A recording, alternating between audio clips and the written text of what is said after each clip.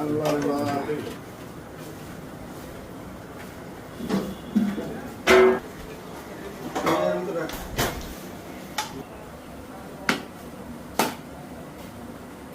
এক মিনিট পার করিস না।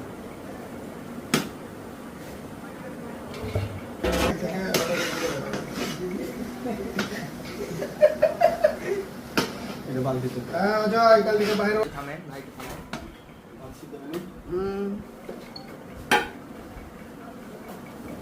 বাংলো 4 জন